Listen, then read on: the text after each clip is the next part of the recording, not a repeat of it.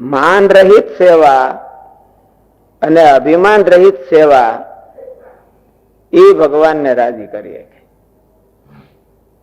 માન વાળી સેવા બીજા ભગવાનના ભગતની હારે અટંડ જો થઈ ગયો, કોઈ પણ ગુણ ને લઈને, કોક છે ભગત છે એ ભગવાનની સેવા કરે છે પણ એમાં વૈરાગ નથી, અને આપણે ભગવાનની સેવા કરી છે તો આપણા વૈરાગ છે, તો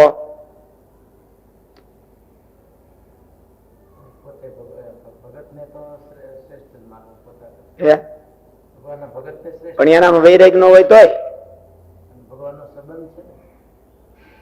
ભગવાનની સેવા કરે છે તો એની પાસે આપણે પોતાની નિર્માની થવું, એવી સેવા ભગવાનને ગમે છે. સેવાથી વાંધો નહીં, એવો જ્ઞાની ગમે છે, ઓઈલો જ્ઞાની ગમતો નથી. જ્ઞાનીમાં પાછી ક્વોલિટી છે એમ મારે પાડી. ઓલા 3 ભક્તોમાં તો જ્ઞાની શ્રેષ્ઠ કીધો, પછી હવે એક જ જ્ઞાની તો થવાનું નથી, આપણે બધા જ્ઞાની થઈ બેઠા છીએ.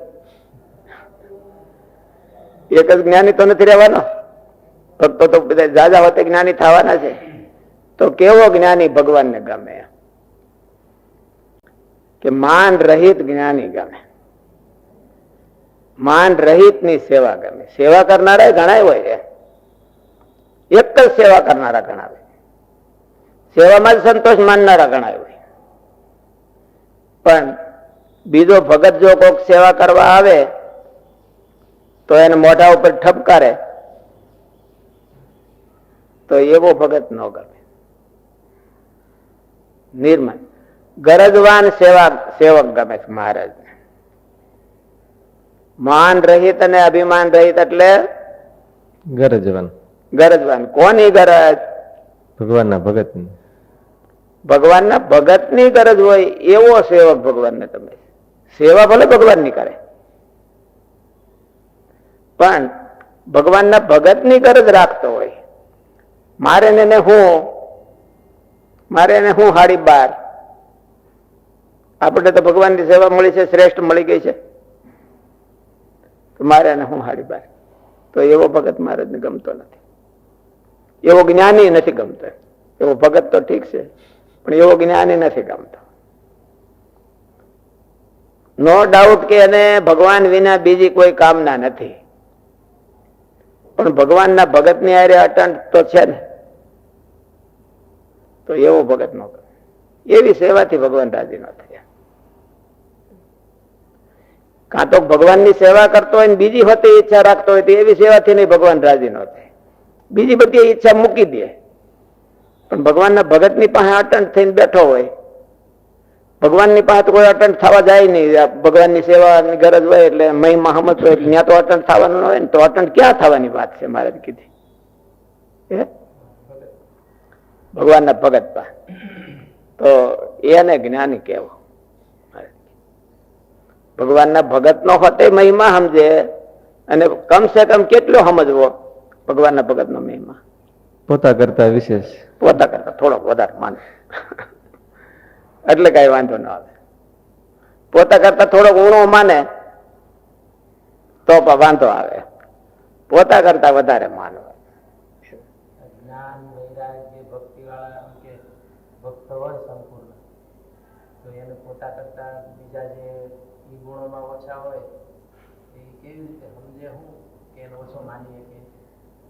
સેવાના મેજરમેન્ટ થી એનો શ્રેષ્ઠ માનવો.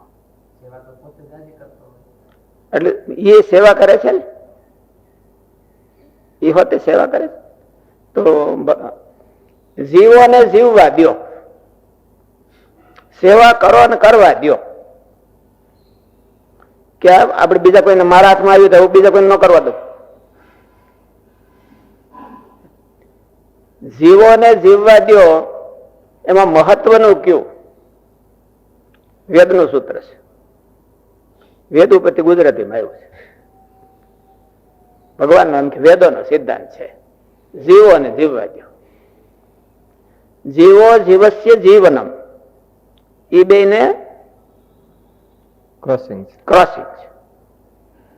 એક જીવ છે, લોકમાં એવું હાલે છે કે એક જીવ છે એ બીજાની ઉપર નભતો હોય છે, ખાઈ જતો હોય છે.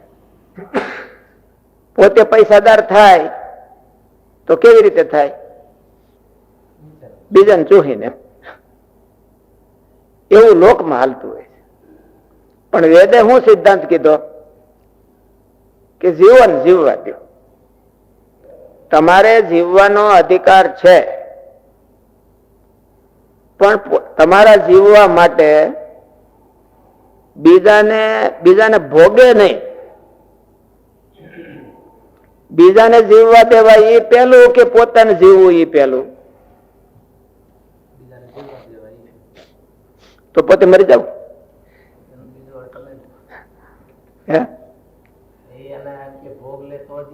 જીવવું શું કરવા?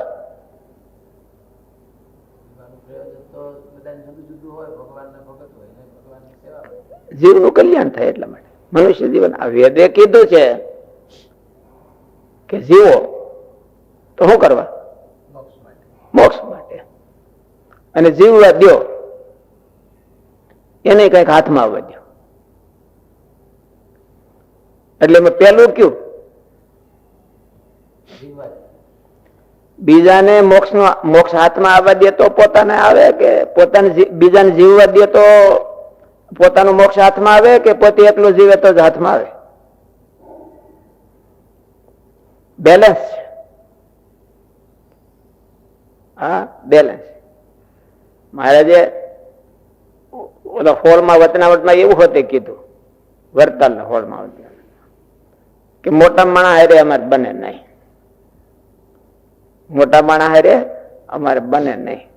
અમારે તો અમારો રહસ્ય અભિપ્રાય શું છે કે અમને ત્યાગનો પક્ષ છે નહીં, ભગવાનના ભગતનો સત્સંગ ને ભક્તિ એ અમારા હૃદયનો અભિપ્રાય છે, એવું કીધું ને. એટલે મારે એવું કીધું કે પોતાનું કલ્યાણ કરે એ ગમે કે બીજાનું કલ્યાણ કરે એ ગમે?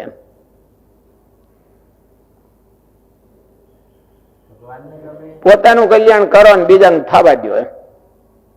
જીવો ને જીવવા દો.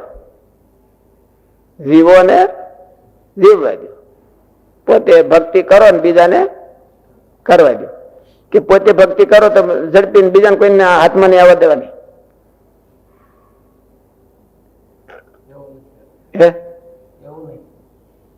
આમાં તો એવું છે સેવા. આમાં સિદ્ધાંત મહારાજ એ કીધું સેવા કરો, કરવા દો. બીજાને હોતે કરાવો, બીજાની પાસે હોતે કરાવો, એના કલ્યાણ માટે. સેવા કરો એ આપણા કલ્યાણ માટે, અને બીજાને સેવા કરાવો એ એના કલ્યાણ માટે. બીજાને આડા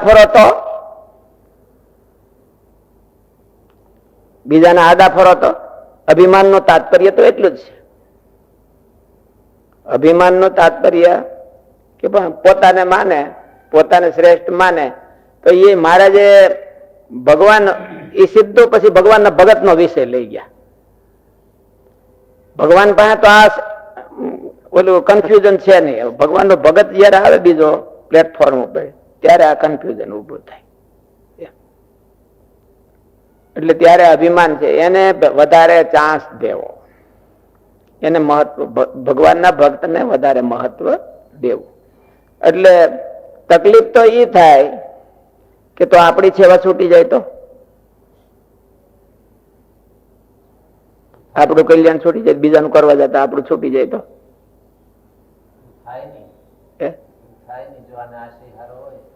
ઈરાદો હારો હોય તો ન થાય. અમુક નું વધારે થાય. આપણું હોતે કરે અને ભગવાનના ભગત નું હોતે કરે. એવી ઉદાર ભાવનાથી ભગવાનના ભક્તને વધારે રિસ્પેક્ટ દેવો.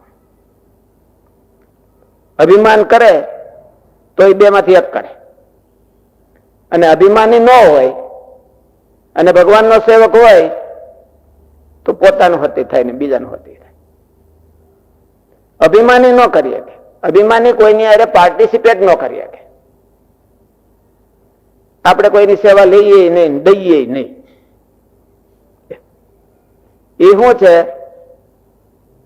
અભિમાન છે. આપણે કોઈનો સહકાર લઈએ નહીં, દઈએ નહીં. એ અભિમાન છે. અને પોતે કોકનો લે તો સ્વાર્થી ન કહેવાય. ન કહેવાય? ગરજુ કહેવાય ને, હે? ગરજુ કહેવાય સ્વાર્થ. એટલે સ્વાર્થ માટે હોતે લેવાય અને નિર્માનીપણે થઈ અને પરાર્થ માટે હોતે લેવાય. ચાલો એનું સારું થાય, પોતાનો સ્વાર્થ નહીં એમ એનું હોતે આપણે ભગવાન સેવા તો પોતાને લેવાનો સવાલ જ નથી, ભગવાનને માટે લેવાનો છે. તો ભગવાનને માટે એની સેવા લે તો એમ શું વાંધો?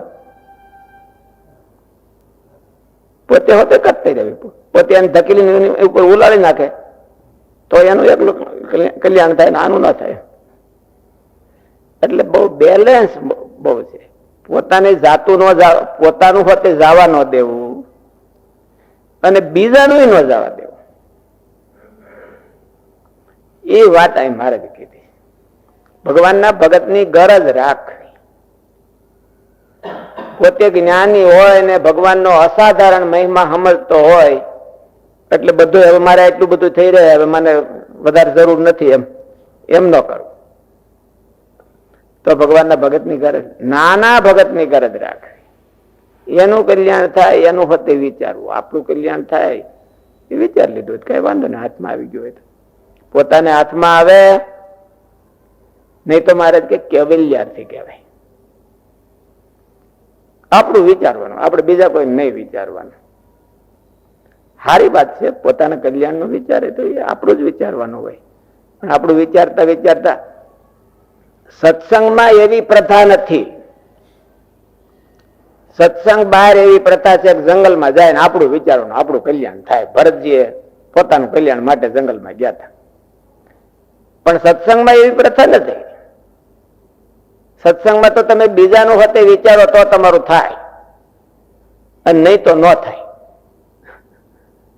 બીજાનું જો તમે વિચારતા હો બીજાનું એસી ટેસી કરી નાખતા હો તો તમારું થાય નહીં. આ સત્સંગની પ્રથા છે અને ઓલી કલ્યાણની પ્રથા છે કે આરાધના. બધા જૂના બધા ઇતિહાસો છે એમાં એને પોતાનું કલ્યાણ, રાજા મહારાજાઓ હતા, મનુ મહારાજા હતા તો આખી પૃથ્વીના સમ્રાટ હતા, એને એમ થયું મારું કલ્યાણ તો આ બધું મૂકીને ભૈયા ગયા જંગલમાં. જંગલમાં જઈને પોતાનું એકનું વિચારે તો એને કઈ વાંધો નથી. સત્સંગમાં આવીને પોતાનું એકનું વિચારે તો મુશ્કેલી થઈ જાય. એટલે આ સત્સંગની એક વિશિષ્ટ પરિસ્થિતિ છે. સત્સંગમાં રહીને બધાનું કલ્યાણ કરતા કરતા પોતાનું હોતે સાધી લેવું, પોતાનું કલ્યાણ કરતા કરતા બીજાને હોતે વેચવું. અને એમાં ભગવાનના ભગતની ગરજ રાખવી પડે. કોઈક ભગત થોડોક ઊંધો અવળો હોય તો એનો મહિમા સમજવો કે હરખે હરખો હોય એનો મહિમા સમજવો? મારે કીધું ગરજ રાખવી એવું. તો ગરજ બહુ ઊંચી ક્વોલિટીના આપણી કરતા હોય એની ગરજ રાખવાની કે નીચેનાની ગરજ રાખવાની હોતી? રાખવી તો પડે આપણે, તો જ આપણે નિર્માની કહેવાય ને. આમાં તો નિર્માની નો પ્રશ્ન છે ને. ત્યાં તો એમ કે સહેજે રહી જાય, ત્યાં તો સહેજે એમ કે ચાન્સ છે રહી જાય. તો પછી આપણા કરતા લોઅર ક્વોલિટી હોય એનો મહિમા સમજવાનો કે નહીં? એની ગરજ રાખવાની કે ઓલા હાયર ક્વોલિટીની જ ગરજ રાખવાની?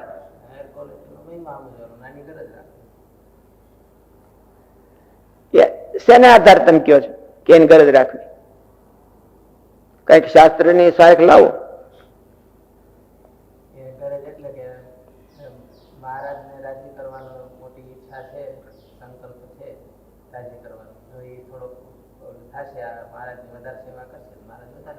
એટલે ગુણાતીતાનંદ સ્વામી એવું કીધું કે જેની આમાં પેશાબ કરવા ન બેહી એની ગરજ રાખવી પડે છે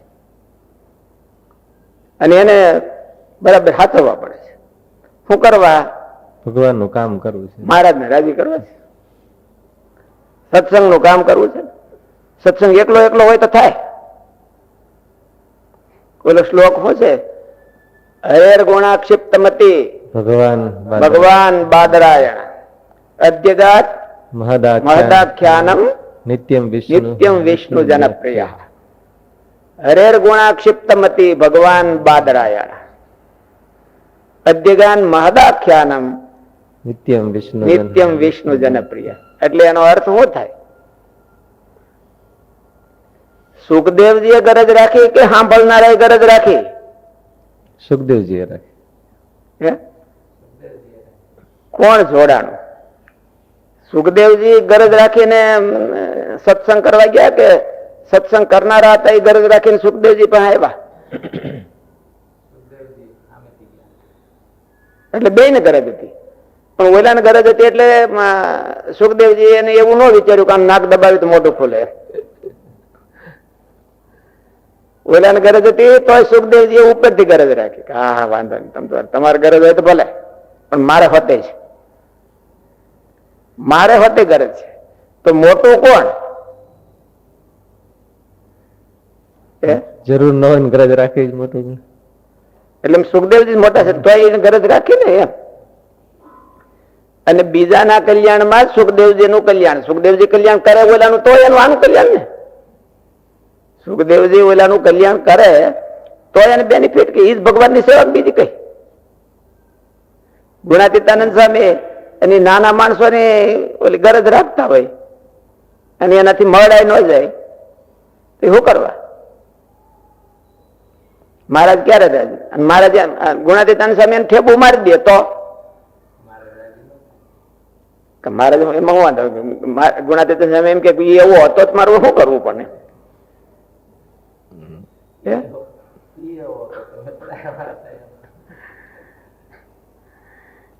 એને પાદરો કરવા હાટુ ગુણાતીતાનંદ સ્વામીને નહોતા રાખ્યા, કલ્યાણ નો ધોરી માર્ગ હકાવવા માટે ગુણાતીતાનંદ સ્વામીને મહારાજે રાખ્યા હતા.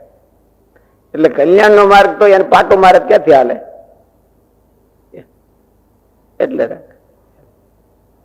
એટલે મહારાજે આમાં વાત જો સરસ કરી. ભગવાનના ભગતની અરે એને ગરજ રાખવાની. એ ભલે પૂરો છે, એ ઓલા ત્રણ કરતા મોટો છે, ઓલા ત્રણ કરતા મોટો છે, પણ તો એ ત્રણ ની ગરજ રાખવાની અને એને આવો હરખા બનાવવા, તો ભગવાન રાજી થાય, નહીં તો ભગવાન રાજી ન થાય. જીવન જીવવા દો એમ. આપણું કલ્યાણ કરો અને બીજાનું થાવા હોતી દો એમ.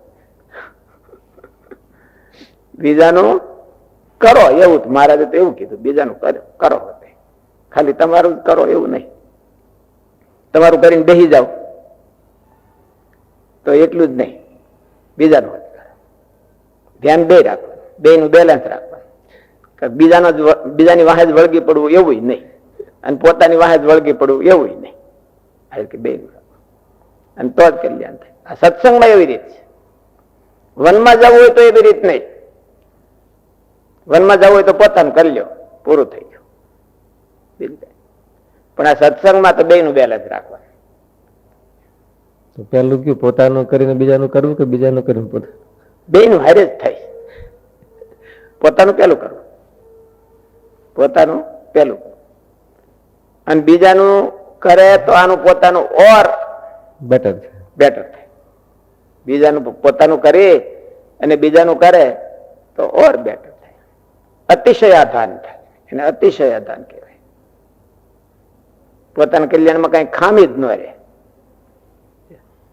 થોડી ઘણી પોતાની મેળે કઈ કરતો હોય ખામી હોય તો એનું અતિશયાધાન થઈ જાય. પોતાનું કલ્યાણ કરે અને બીજા જે કલ્યાણને રસ્તે હાલ્યા હોય એને મદદ કરે, એની ગરજ રાખે. એને કદાચ ગરજ ન હોય પણ એની ગરજ રાખે અને ભગવાનને રાજી કરવા હાટું એનું હોતી એને મદદ કરે તો આના કલ્યાણનું અતિશયાધાન થાય અને ભગવાન આની ઉપર રાજી થાય. ઓલો માને કે ન માને એને કઈ વાંધો નહીં, ભગવાન આની ઉપર બહુ રાજી થાય.